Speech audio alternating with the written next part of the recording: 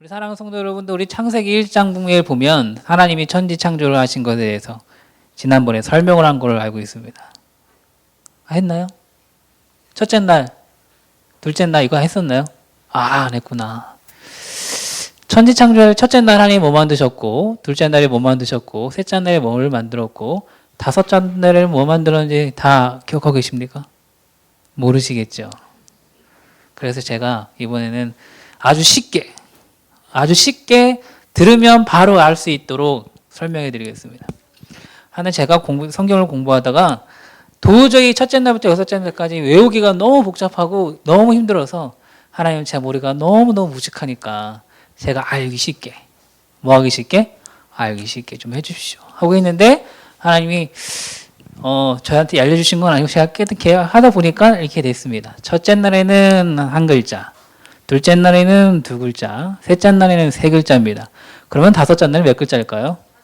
여섯째 날에는 6글자입니다. 자, 첫째 날에는 첫 글자, 빛입니다. 뭐라고요? 빛. 빛이 있으라 하시니 빛이 있었다라는 거. 둘째 날에는 궁창입니다. 뭐라고요? 궁창. 우리 중학교나 고등학교 종교 시간에 궁창 하면 딱 애들이 하는 말이 있습니다. 시궁창 이렇게 물어보거든요. 궁창이 무슨 말이냐면 아무 형상도 없는 하나님이 무엇인가를 만들 수 있는 공간을 이야기합니다. 동그라미도 아니고 사각형도 아닌 무엇이든지 만들 수 있는 공간을 궁창이라는 겁니다. 셋째 날에는 따라해 봅시다. 땅. 손가락을 한번 들까요? 자, 땅, 바다. 뭘 줬다고요? 땅, 바다. 끝. 땅, 바다. 세 글자죠. 여기에 옵션을 뭘 줬냐면 땅이랑 바다 위에 지면 위에 살 수 있는 식물들을 주셨습니다. 넷째 날에는 자 손가락을 해, 달, 별, 일. 일은 날일자입니다. 우리 사람이 생각하는 시간은 24시간이죠. 무엇을 기준으로 했습니까? 해를 기준으로 한 겁니다. 해를 딱 보고서는 한 바퀴 딱 도니까 몇 시간이 지난 겁니까? 24시간이 지난 거예요. 그래서 날일자, 하루라는 시간이 생긴 겁니다. 그럼 우리가 여기서 궁금한 게 하나 생겨야 돼요. 뭘 생겨야 되냐면 그러면 우리가 생각하는 하루라는 시간이 넷째 날부터 생겼으면 첫째 날, 둘째 날, 셋째 날에는 하루가 하루인가? 하루가 24시간인가? 하고 고민을 해야 되겠죠. 하루가 하나님의 시간의 하루인가? 아니면 사람들이 생각하는 24시간의 하루인가? 라는 고민을 해야 돼요. 하지만 이거는 너무나 쉽게 결론을 낼 수 있습니다. 하나님은 사람의 시간에 맞춰서 하루, 이틀, 3일, 사흘을 한 거지. 앞에 1일부터 3일까지는 하나님의 시간으로 하고 나머지 넷째 날부터 여섯째 날까지는 사람의 시간으로 하겠다 이렇게 하지 않습니다. 자, 다섯째 날입니다. 다섯째 날. 이렇게 손 안 하시나요? 왜 학생들 안 하나? 자, 다섯째 날 새와 물고기. 에이, 그거 너무한다. 억지로 떼어하신 거야. 좀 지식 아주 좀 똑똑한 사람처럼 조류, 물고기 해도 5글자입니다. 다섯째 날에는 새와 물고기 말고는 안 만들었어요. 여섯째 날에는 우리가 알고 있죠. 사람 만들었죠. 하지만 여섯째 날에는 사람, 육축, 가축. 육축과 가축의 다른 점은 사람이 기를 수 있는 동물과 사람이 기를 수 없는 동물이 나눠져 있다는 겁니다. 하나님의 천지 창조의 섭리는 이렇게 시작됩니다. 그리고 나서 사람을 만드는데 사람이 누구였습니까? 아담이죠. 아담 다음에 하와죠. 그리고 아담과 하와를 통해서 자녀를 낳았는데 그 자녀가 누굽니까? 가인과 아벨이죠. 가인이 아벨을 쳐 죽여서 아벨 대신에 누가 낳았냐면 셋이 낳습니다. 셋을 통하여 쭉 내려오다 보니까 노아가 태어납니다. 누가 태어났다고요? 노아. 그리고 쭉 내려오다 보니까 누가 태어나냐면 아브라함이 태어납니다. 아브라함이 아들을 낳았는데 그 아들의 이름은 뭘까요? 요셉? 요셉이 벌써 나면 안 돼. 아브라함이 아들을 낳았습니다. 누굴 낳았습니까? 이삭. 몇 세에 낳았습니까? 100세에 낳았어요. 아브라함의 아내는 몇 살입니까? 90. 몇 살 차이 나는 거예요? 10살. 저도 제 아내랑 10살 차이 납니다.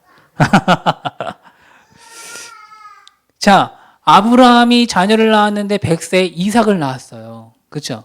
그리고 물론 아내 사라가 아닌 다른 사람을 통하여 이스마엘을 낳지만 이스마엘의 족보는 성경에서 더 이상 길게 얘기 안 합니다.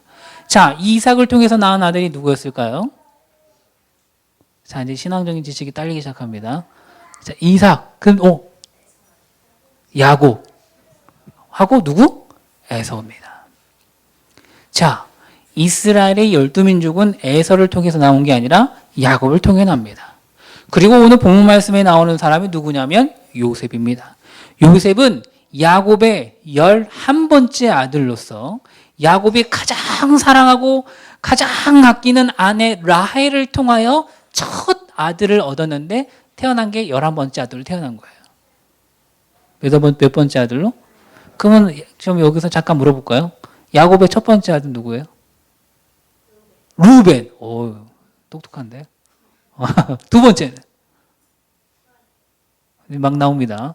루벤, 시므온, 레위, 유다.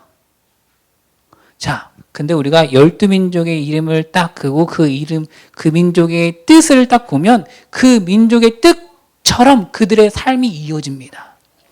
이스라엘 사람들이 애굽에서 딱 나오자마자 그들 가운데 애굽에서 출애굽할 때 이끈 사람이 누구죠? 모세가 누구 지파 사람이냐면 레위 지파 사람이에요. 모세의 형은 누구죠? 아론인데 아론도 누구 지파일까요? 레위 지파죠. 근데 레위 지파는 레위라는 이름을 보면 레위는 뭐라고 써 있냐면 이제 연합하리라. 뭐 하리라? 연합하리라. 내가 내 남편과 함께 연합하리라 라는 겁니다. 이 연합이라는 뜻은 이제는 누구와 연합한다는 겁니까? 하나님과 연합하는 지파가 레위 지파인 거예요. 그래서 그 레위 지파에 모세가 있는 거고 그 레위 지파에 아론이 있는 거고 그 아론을 통해서 제사장이 되는 거고 그 제사장 지파가 쫙 내려와서 예수님 이후로는 루터가 이렇게 얘기했습니다. 오늘이 종교개혁 주일이죠. 루터가 이런 말을 했습니다. 만인 제사장 뭐라고요? 만인 누구나 다 제사장이고 누구나 다 이 성전에 와서 예배할 수 있다. 그러므로 저와 여러분들은 레위 지파에 속한 사람이 될까요? 안 될까요? 되는 거죠. 그래서 이 자리에 앉아 있는 겁니다. 그러면 오늘 요셉에 대해서 한번 배우도록 하겠습니다. 요셉을 보면요. 요셉은 11번째 아들로 태어나면서 야곱의 가장 큰 사랑을 받은 사람입니다. 야곱의 가장 큰 사랑을 받았지만 야곱이랑 요셉이랑 공통점이 몇 가지 있습니다. 그 첫 번째는 야곱의 이름의 뜻이 무엇인 줄 아십니까? 따라해 봅시다. 발꿈치를 남의 발꿈치를 휘어잡는 자. 좋은 뜻이에요, 나쁜 뜻이에요? 얍삽한 놈 이런 뜻이에요. 사기칠 놈 이런 거예요. 야곱아, 야곱 이름이 뭐라고요? 이 얍삽한 놈아 이런 거 똑같은 거예요. 근데 야곱이 자기 형의 장자의 축복권을 누가 가져갔어요? 형 에서의 장자의 축복권을 누가 가져갔어요? 야곱 자기가 가져갔잖아요. 그런데 야곱이 그때 가져가서 형한테 맞아 죽을까봐 뭐 할까봐?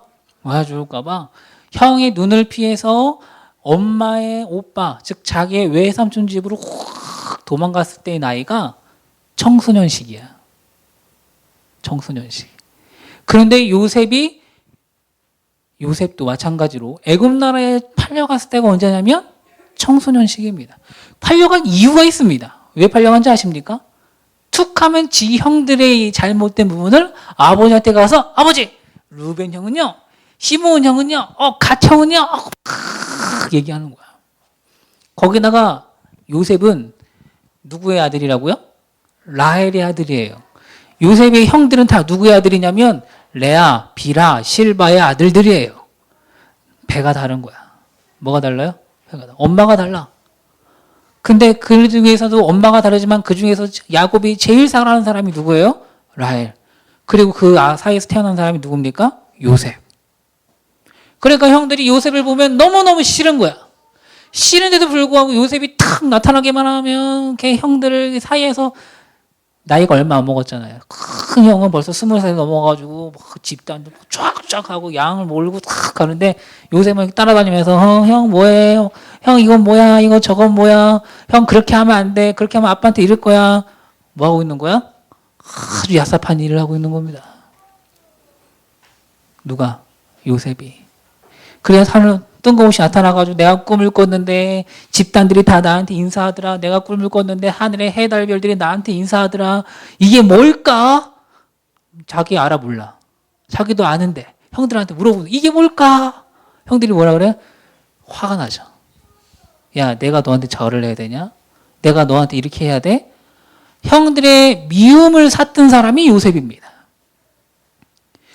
그런데 요셉이 그 미움 가운데서 형들의 미움을 받다가 애굽 나라에 팔려간 이유는 딱 한 가지입니다.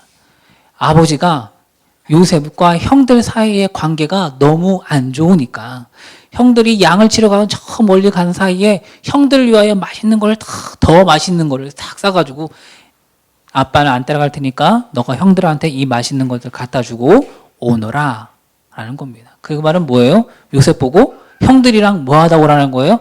친하게 지내라는 겁니다. 관계가 좋아지라는 겁니다. 그래서 요셉이 그 아버지의 말씀에 순종함으로 갔습니다. 갔는데 이 형들이 요셉을 보자마자 하는 말이 있습니다. 야, 저기 꿈꾸는 자가 온다. 야, 저기 헛소리 하는 애가 온다. 꿈꾸는 자는 무슨 말이냐면 이루어지지도 않은 헛된 망상을 꾸고 있는 애가 온다는 뜻입니다. 요셉이 막 오니까 형들이 야, 저기 헛소리라는 애고 우리를 회꼬지하는 애고 우리의 근심거리가 온다. 어떻게 할까? 하고 논의하다가 그를 옷을 벗겨서 우물에다가 떨어뜨리기로 합니다.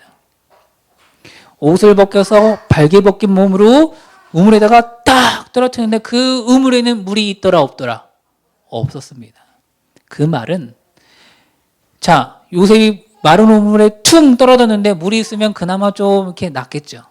근데 물이 없으니까 그냥 맨바닥에 쿵 하고 떨어졌습니다. 그 깊은 웅덩이에 깊은 우물 속에 쿵쿵쿵쿵 하고 떨어졌을 때 요셉의 머리도 깨지고 뭐 부러졌는지 안 부러졌는지 모르겠지만 여기저기 상처가 났겠죠. 자, 우물에 떨어진 요셉이 제일 첫 번째 할 수 있는 일이 뭐가 있겠습니까? 기도? 너 진짜 신앙 좋다. 누구야? 너는 꼭 기도해. 요셉이 우물에 뚝 떨어지자마자 한 소리가 뭐가 있겠습니까? 형님, 제가 2번 다시는 그런 헛된 이야기 하지 않겠습니다. 그러니 살려주십시오. 제가 잘못했습니다. 살려주십시오. 저를 살려주세요. 살려주세요. 하고 소리를 지르는 거예요. 콧방귀가 쓸까요? 아니에요. 너는 그거 한번 당해봐야 돼. 콧방귀 하나 끼지 않습니다. 그러면 요셉이 2번째 방법이 뭐가 있겠습니까? 그러면 내 힘으로 해보리라. 뭐 힘으로? 내 힘으로. 그래서 요셉이 맨몸으로 근육을 키웠는지 맨몸으로 그 우물을 막 기어올라. 오를까요? 떨어질까요? 떨어지죠. 자기가 있는 힘, 남은 힘 다 모아가지고 그 우물을 기어 나오려고 애써서 막 나오지만 손톱은 다 부러지고 온몸은 더 상처투성이가 더 벌어지고 찢어지면 더 찢어지고. 요셉이 살려달라고 애우성쳐도 어느 누구도 바라보지 않고 요셉이 자기 힘으로 나오려고 해도 나올 수 없고 마지막에 자기가 할 수밖에 없는 지푸라기를 잡는 심정으로 할 수 있는 게 그때 가서야 기도하는 겁니다. 뭐 한다고요? 기도. 사랑하는 성도 여러분, 우리의 삶이 이와 똑같지 않습니까? 내가 어려움이 처하고 내가 힘이 들고 내가 원치도 않은 상황에 빠져 있고 내가 행하지도 않고 내가 계획하지도 않았고 생각조차 못한 일들로 인해서 내가 어려움에 처했을 때 주변 사람들한테 도움을 요청해도 어느 누구도 나한테 말은 할 뿐이지 직접적인 도움을 주는 사람이 없다는 겁니다. 2번째, 그래서 그래 하면 내가 한번 내 힘으로 해보자 해서 내가 가지고 있는 내 주변에 있는 모든 것들을 총동원해서 뭔가 열심히 막 그걸 해보려고 노력하고 수고하고 머리도 싸매보고 계획도 세워보고 기도도 해보고 막 해보지만 안 된다는 겁니다. 내가 분명 기도했는데 내가 분명 하나님과 간구했는데 되지 않는다는 겁니다. 내가 뭐가 잘못됐을까? 그때부터 생각을 하기 시작하는 거죠.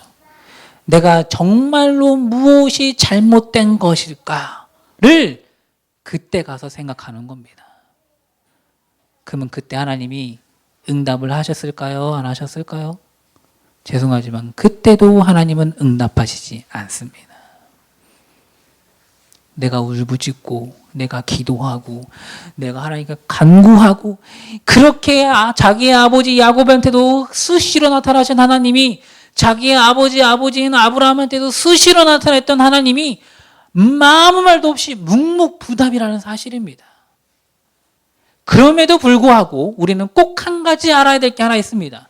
그것은 무엇이냐? 요셉은 따라합시다. 요셉은 자기의 신앙을 버리지 않았다. 잃어버리지 않았다. 자기의 신앙을 잃어버리지 아니하였습니다. 즉 자기의 신념을 버리지 않았다는 사실입니다. 하나님이 무엇을 보고자 하냐면 하나님이 욥을 사탄한테 탁 내놨습니다. 야, 욥 딱 데려가봐. 욥기에 보면 욥기 1장에 이렇게 됩니다. 사탄이 욥을 내가 시험을 하게 될까요? 하고 물어본 게 아니라 하나님이 사탄한테 먼저 내놓습니다. 사탄 그냥 가만히 있었어요. 어떻게 있었다고요? 가만히. 근데 욥이 하나님이 내 사랑하는 욥이 어떠한 시험이 있어도 능히 이길 수 있어 하니까 사탄이 아유 아니에요. 그러니까 하나님이 그래? 그러면 내가 너가 무슨 시험을 하든 내가 허락한다. 자, 사랑하는 성도 여러분, 하나님은 믿는 자에게 무엇을 주시냐면 시험을 주십니다. 그리고 믿는 자에게 시험을 주는 이유는 내 자녀가 그의 신념이, 그의 신앙이, 그의 믿음이 흐트러지지 않을 것을 하나님이 더 확실히 알시기 때문에 내놓는 겁니다. 그리고 그 시험을 통하여 하나님은 하나님의 자녀를 뭐 하시려고 하냐면 성장시키시려고 하는 겁니다. 그런데도 불구하고 우리는 시험을 당하면 뭐 합니까? 내 능력으로 아니면 주변 사람 나 좀 도와주세요. 날 위해 기도 좀 해주세요. 날 위해 이렇게 좀 해주세요 하다가 안 도와주니까 에이 그래 너희 당신들 다 필요 없어. 내 힘으로 한번 해볼게. 내 힘으로 하려고 했는데도 내가 내 힘으로 아무리 해도 진전이 없고 별 변함이 없고 계속 나락으로 떨어져가는 느낌이고 나 혼자밖에 없는 느낌이 들 때 그때 가서 비로소 혼자 교회에 아무도 없는데 문 탁 들고 들어와서 구석에 앉아가지고 하나님 할 때 두 눈에서 뜨거운 눈물이 확 쏟아지는 겁니다. 두말할 필요가 없는 거예요. 하나님이 나를 만져주는 듯한 느낌, 그때 가서야 든다는 사실입니다. 요셉이 우물가에 빠졌을 때의 느낌이 그렇습니다. 그런데 애굽 나라에 팔려갔죠. 애굽 나라에 팔려가서 요셉이 애굽 나라에 팔려가자마자 그 나라의 군대 장관의 집에 수종으로 들어갔습니다. 처음에는 그냥 미천한 종으로 들어갔다가 그 요셉이 뭔가 하는 것마다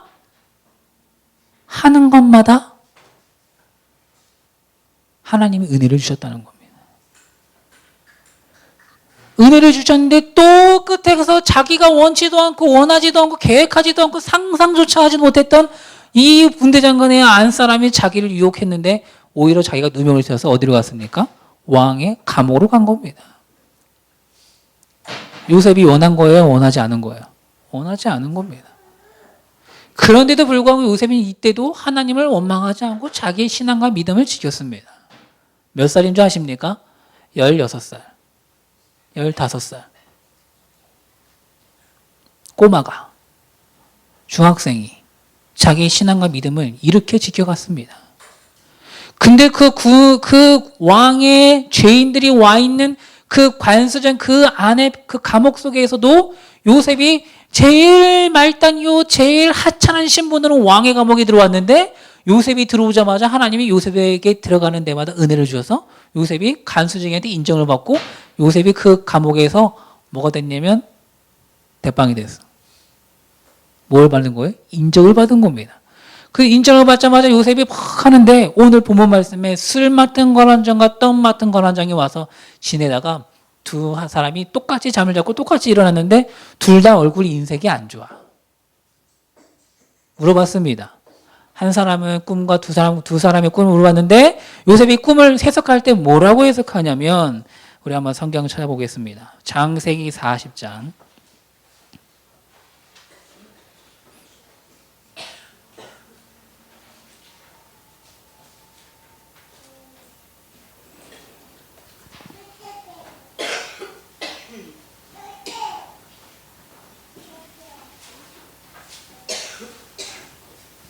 8절 말씀 같이 읽겠습니다. 시작. 그들이 그에게 이르되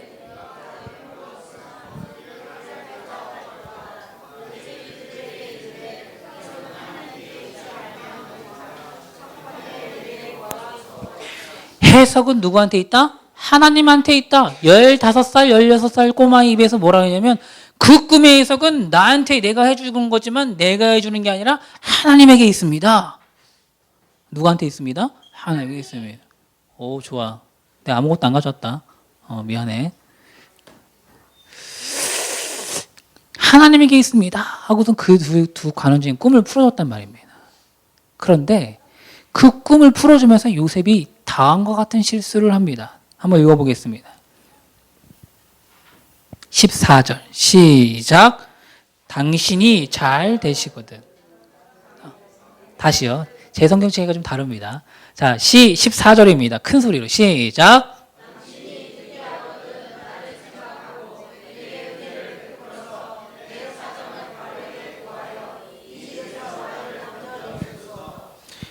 제 성경책대로 한번 읽어보겠습니다. 당신이 잘 되시거든 나를 생각하고 내게 은혜를 베풀어서 내 사정을 바로하게 하려 이 집에서 나를 건져주소서. 요셉이 무슨 실수한 겁니까? 분명 8절에서는 그 꿈은 내가 해석한 사람이 해석하는 게 아니라 하나님이 하시는 겁니다. 그 말은 좀 뭡니까? 그 꿈을 주시는 분이 누구다? 하나님입니다. 그런데 14절에서 뭐라고 하면 당신이 잘 되거든 나를 여기서 뭐 해달라? 건져주소서. 자기를 지금까지 인도하신 분은 누군데? 하나님인데 자기가 이 꿈을 잘해서 내가 해석해 줬으니까 물론 하나님이 나에게 이렇게 해준 거지만 그래도 내가 이렇게 해준 내가 없었으면 당신 안 돼. 그러니까 나를 뭐 하라는 겁니까? 당신 덕좀 보게 기회는 달라는 겁니다. 지금까지 신앙과 믿음을 굳건하게 지켜왔던 요셉이 그 간수장이 그 감옥 안에서 좀 좋아지고 나아졌다고 생각하는 그때에 자기가 은혜를 베풀어 준 거 아닙니까? 자기가 그 꿈을 해석해 주는 은혜를 베풀어 준 거 아닙니까? 그 은혜를 베풀어 줬으니 그 은혜를 다시 회수하겠다는 겁니다. 이 얼마나 건방지고 이 얼마나 못돼 먹은 생각입니까? 그가 그나마 하나님 은혜 가운데 있게 한 거는 자기의 능력이 내가 잘나서가 아니라, 자, 우리 성도 여러분 잘 생각해야 됩니다. 우리 학생들 잘 생각해야 돼. 내가 문제 하나를 잘 푸는 건 내가 열심히 공부를 열심히 하고 내가 열심히 뭔가를 해보고 내가 열심히 신앙생활하고 내가 열심히 일해가 돈 버는 것 같습니까? 천만의 말만의 말씀입니다. 하나님이 나를 깨닫게 하시지 아니한다면, 나를 그 자리에 앉혀있지 않게 한다면, 하나님이 내 몸에 건강함을 주시지 않는다면, 하나님이 나를 오늘 데려가신다면 나는 그 일을 할 수가 없습니다. 하나님이 내 머리 안에 내 생각 안에 깨닫는 것을 주시지 않는다면 나는 깨달을 수가 없는 겁니다. 그런데 그걸 내가 깨달아서 줬다고 해서 그게 내가 준 은혜인 것처럼 생각해서 요셉이 내가 은혜 줬으니까 당신이 좋아지면 나를 좀 이렇게 해줘 라고 하는 겁니다.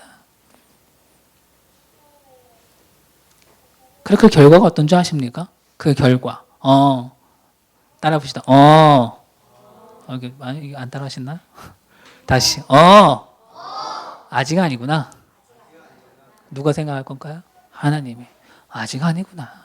아직 때가 아니구나. 술 맡은 관원장이 복직을 했는데, 복직하자마자 하나님이 그 머리에 이렇게 뭘 똥 쳐였는지, 땡 하고 때렸는지 모르겠지만, 복직하자마자 그가 요셉에게 받은 은혜를 까마득히 잊어버립니다. 그리고 나중에 돼서야 하나님이 때가 됐을 때 바로에게 하나님의 뜻에 대한 꿈을 꾸게 하고, 그 일이 온 나라의 박수술객들을 다 몰라도 아무도 해석하지 못할 때에 술 맡은 관원장이 갑자기 왕의 술을 이렇게 쭉 따라주고 왕이 이렇게 딱 제 목말을 한잔 하겠습니다 하고 딱 삼키는 순간 하고 딱 생각난 겁니다. 누가 생각난 거야? 요셉이. 술 맡은 관원장이 똑똑해서 생각났습니까? 술 맡은 관원장이 지금까지 쭉 내가 요셉의 은혜를 받았으니까 그 은혜를 갚아야지 하고 쭉 생각하고 있다가 알았습니까? 아닙니다. 하나님이 그에게 그 생각을 줄 수 있게 주셨다는 사실입니다. 그래서 요셉이 바로왕 앞에 가서 바로의 꿈을 풀어주고 그 일로 말미암아 7년 풍년과 7년 흉작을 대비할 수 있는 총리가 되었던 겁니다. 요셉의 꿈은 총리입니까? 요셉의 꿈은 그런 게 아니었습니다. 요셉도 자기의 꿈을 해석할 줄 몰랐습니다.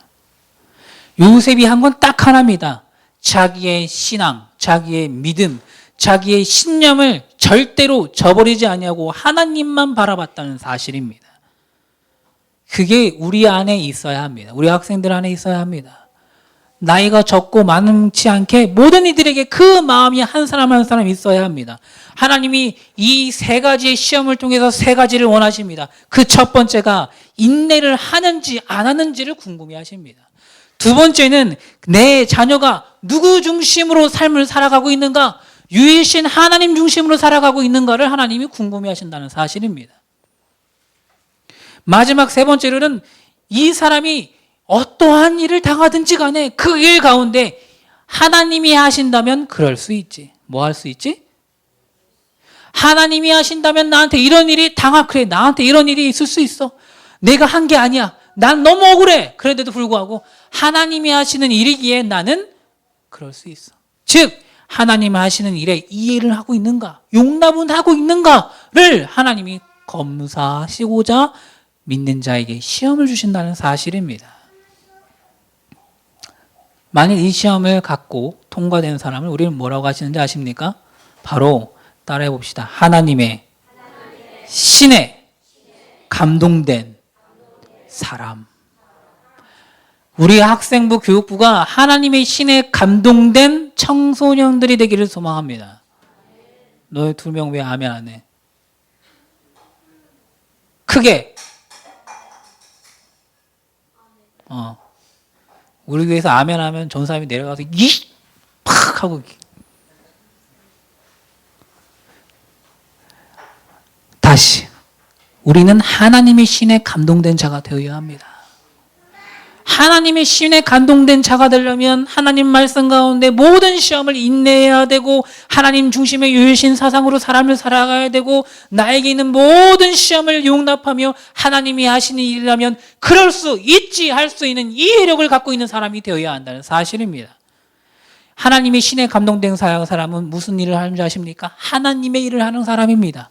내가 밥을 먹어도 하나님의 일을 하는 사람입니다. 심지어 내가 숨을 쉬고만 있어도 뭘 하는 겁니까? 하나님의 일을 하는 사람입니다. 이걸 뭐라고 하는 줄 아십니까? 사역한다라고 하는 겁니다. 목사님만 사역하신 줄 아십니까? 우리 전도사님만 사역하신 줄 아십니까? 하나님의 자녀는 만인 제사장으로 모두 다 하나님의 일을 할 수 있는 사역하는 자녀입니다. 근데 왜 사역 안 하십니까? 하나님의 신에 감동되지 못한 모습을 보인다면 하나님이 얼마나 실망하시겠습니까? 하나님의 신에 감동된 자라는 사역은 하나님의 사역을 할 수 있는 것이고 하나님의 사역을 한다는 것은 그만큼 하나님의 일을 그에게 맡겨주신다는 겁니다.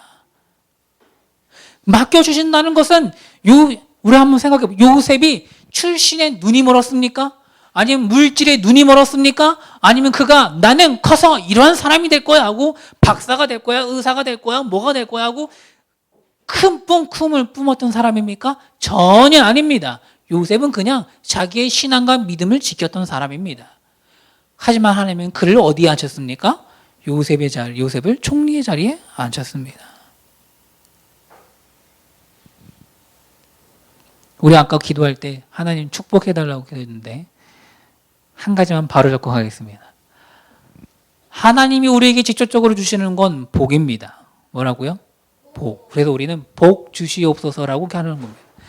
그런데 사람이 하나님의 이름으로 내 옆에 있는 사람을 복을 빌 때는 그걸 뭐라고 하냐면 축복이라고 하는 겁니다.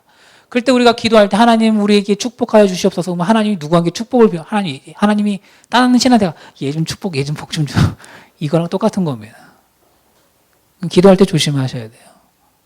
자, 하나님이 요셉의 자기의 명예나 출세나 뭔가 권력이나 이런 거에 눈이 먼 사람이 아닌데도 불구하고 하나님은 그 자리에 그를 옮기셨습니다. 그리고 그를 하나님의 신에 감동된 사람으로 그 사람의 가문을 쭉 역사하게 하셨다는 사실입니다. 사랑하는 성도 여러분, 하나님의 신에 역사된 사람은 바로 사도 바울처럼 일을 할 수 있는 성령 충만한 자를 일컫는 것입니다. 자, 아까 얘기한 세 가지 시험, 이 세 가지의 시험을 통해서 세 가지를 원하셨습니다. 인내를 하나 하지 않나, 누구 하나님 중심으로 삶을 살아가나 안 살아가나, 그럴 수도 있지 않은 이해하고 용납할 수 있는 것이 있나 없나를 통하여 그가 하나님이 신에 감동된 자인지 안 한 자인지를 하나님이 판단하신다고 했습니다. 하나님의 신에 감동된 자는 하나님의 사역을 할 수 있고, 하나님의 사역을 하는 자들에게는 하나님이 더 큰 일을 맡겨주시고, 그러다 보니 그가 나도 모르게 가다 보니까 나도 모르게 총리의 자리에 앉아 있는 겁니다. 돈을 쫓아갔습니까? 명예를 쫓아갔습니까? 우수한 실력을 따라갔습니까? 그 아무것도 아닙니다. 하나님을 쫓아갔다는 사실입니다. 우리 갈릴리 교회 모든 성도님들, 특히 우리 학생부들, 하나님의 일을 쫓아가는 주의 자녀 되시기를 주의 이름으로 소망합니다. 성령 충만한 자, 하나님께 복을 받은 자, 이들은 다 무엇을 받는 건지 아십니까? 달란트를 받는 겁니다. 성령 충만해야 달란트를 받는 겁니다. 아무것도, 죄송합니다. 학생들. 아무것도 쥐뿔도 없으면서 주시옵소서 하면 주겠습니까? 안 줍니다. 뭐 헌금 많이 한다고 주십니까? 안 줍니다. 하나님이 원하시는 건 하나님의 신에 감동된 사람만이 하나님의 은혜 가운데 거할 수 있는 복을 주신다는 겁니다. 그럼 우리가 하나님의 신에 감동된 자가 되어야 되지 않겠습니까? 하나님의 신에 감동된 자는 복을 받고 그거를 말미암아 여러 가지 달란트를 주고, 그 달란트로 말미암아 하나님이 뭐 하는 건지 아십니까? 제발 좀 일해라. 야, 내가 달란트 이렇게 줄 테니까 제발 좀 다른 거 걱정하지 말고 제발 좀 나의 일 좀 해줘라. 그러면 내가 너에게 부도 권력도 그 모든 것들도 주겠다는 겁니다. 성령 충만한 큰 일꾼이 된다는 사실은 지금 이 현 시대, 저와 여러분의 삶을 살아가는 이 시대, 물질 만능주의, 인본주의, 권력에 빠지는 권력주의, 나만 아니면 돼 하는, 나만 아니면 되는, 나 한 사람만 생각하는 개인주의에 빠지지 않는 겁니다. 신앙생활 하는데 나만 아니면 돼를 외치고 있는 성도들이 너무 많습니다.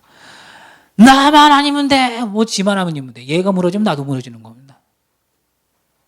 근데 우리 사람들은 몰라. 나만 아니면 돼. 돈이면 다 되는 거야. 물질이면 다 되고, 나만 아니면 되고, 인본주의, 사람이 중심이지 어떻게 종교가 하나님이 중심이 될 수 있습니까? 내가 먼저 살아야 되겠습니다라는 생각이 더 많은 청소년들이 일어난다는 겁니다. 그러면 안 되지 않습니까? 마지막으로 하나님의 신에 감동된 자라는 사람은, 제가 물어보겠습니다. 여기 우리 아까 전사님이 기타를 막, 이제 전자기타인가요? 기타를 막 치시려고 하는데, 제가 이 마이크 있죠? 여기 마이크를 들고 있는데, 저기서 코드를 탁 빼버리면 제가 소리를 크게 질러도 들리겠습니까? 안 들리겠습니까? 스피커에서 반응이 있겠어요? 없겠어요? 없죠? 그럼 코드를 어디에 꽂아야 됩니까? 전기에다가 푹 꽂아야 전원이 들어오는 겁니다. 하나님이 신에 감동된 자가 되려면 내 성령 충만한 것을 누구한테 꽂아야 되냐면 인본주의에다 푹 꽂는 게 아닙니다. 내 꿈에다가 푹 꽂는 게 아닙니다. 누구한테 꽂아야 돼? 하나님에게 코드를 딱 꽂아야 되는 겁니다. 하나님 말씀에다 코드를 꽂아야지, 쓸데없이 내가 이렇게 기도하니까 하나님 들어주시옵소서, 하나님은 그런 기도하라고 한 적 없습니다.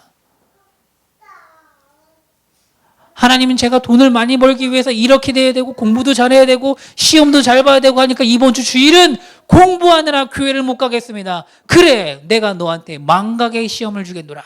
탁 하면 시험지를 봤는데 답이 안 보여. 어떻게 할 겁니까?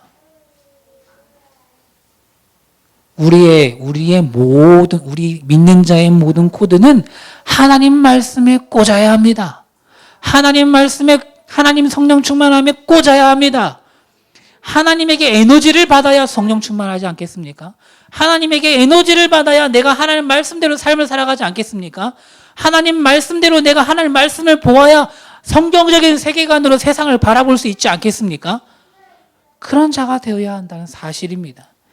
여러분 그거 아십니까? 요셉이 7년 풍년의 7년 흉작이었습니다. 그렇죠? 14년 동안 곡식을 저장해야 돼. 뭐 해야 돼요? 저장해야 돼. 곡식을 저장해야 제가 물어볼게요. 우리나라는 지금 냉장고가 너무 좋아서. 그렇죠? 냉장고가 너무 좋아서 거기다 14년 쌀을 갖다 놔도 쌀이 썩지는 않지만 묵은 쌀에 맛이 없어요. 먹을 수가 없어. 떡 해 먹기도 힘들어요. 그렇죠? 근데 요셉은 도대체 어떠한 지혜와 명철을 갖고 있기에 14년 동안 곡식을 걷어서 그 14년 동안 곡식을 저장하는 창고가 쌀이 썩지도 아니하고 냉장고가 아니에요. 쌀이 썩지도 아니하고 싹도 나지 아니하는 깨끗하고 좋은 사람이 먹을 만한 쌀을 14년 동안 유지할 수 있었던가. 이게 애굽 나라의 지혜인 줄 아십니까? 요셉의 지혜입니다. 요셉의 지혜는 어디서 왔습니까? 하나님에게 왔습니다. 그럼 우리 학생들 대답해봐. 내가 지혜로우려면 뭘 봐야 되겠습니까? 뭘 봐야 되겠습니까? 우리 성도님 물어보겠습니다. 저와 여러분들이 명철해지려면 무엇을 봐야 되겠습니까? 하나님 말씀을 봐야 하는 겁니다. 명철하다는 것은 즉 무엇을 얘기하냐면 잠언을 보면 명철함이란 하나님이 뜻을 능히 아는 자가 명철한 겁니다. 하나님이 나에게 원하시는 것이 무엇인지를 명확하게 아는 게 명철이라는 겁니다. 우리 갈릴리 교회 성도님들과 우리 갈릴리 교회 학생들이 하나님의 뜻을 명확하게 아는 명철한 자가 되기를 소망합니다. 그래서 썩지 아니하는 자, 즉 정직한 자가 되어지고 부패하지 않은 자, 즉 성실한 자가 되어서 하나님의 신에 감동되어지고 하나님의 신에 말미암아 하나님의 무궁무진한 달란트를 받는 그런 말미암아 내가 원치도 않은데 하나님이 일을 하고 있는 주의 자녀가 되기를 주의 이름으로 소망합니다.